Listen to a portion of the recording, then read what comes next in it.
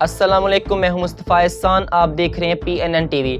Corona کی تیسری لہر کے پیش نظر حکومت کی جانب سے ایک بار پھر بند کیے جانے والے تعلیمی اداروں کے مالکان، اساتذہ، طلباء اور والدین نے اسلام آباد کے ڈی چوک پر کاشف مرزا کی قیادت میں شدید احتجاج کیا۔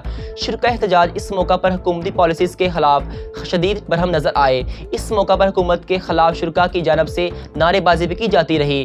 شرکاء نے ہاتھوں میں کارڈ بھی اٹھا رکھے تھے۔ اس حوالے سے شرکاء نے PNN ٹی وی سے خصوصی گفتگو کی۔ اس موقع پر ان کا کیا کہنا تھا، آئیے آپ کو سنواتے ہیں۔ سب بتائیے کہ آپ سر یہاں کیوں تشریف لائے اور لانگ مارچ کا مقصد کیا آپ کا نا؟ بسم اللہ الرحمن الرحیم۔ ہم یہاں اس لیے آئے ہیں کہ گورنمنٹ نے پرائیویٹ اور گورنمنٹ تعلیمی اداروں کو بند کیا ہوا ہے۔ جس طرح کے تمام معمولات زندگی معمول کے مطابق چل رہے ہیں، منڈیاں جا کے دیکھیں، بس سٹاپ جا کر دیکھ لیں، روڈ دیکھ لیں، پارکس دیکھ لیں۔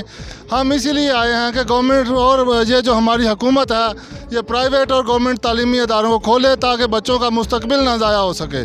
ہم یہاں پہ اپنا اور اپنے بچوں کا حق لینے کے لیے آئے ہیں۔ بہت شکریہ۔ اب تک کے لیے اتنا ہی۔ مزید خبروں کی تفصیلات جاننے کے لیے ہماری ویب سائٹ وزٹ کریں PNNTV.online اور رہی ہر خبر سے باخبر۔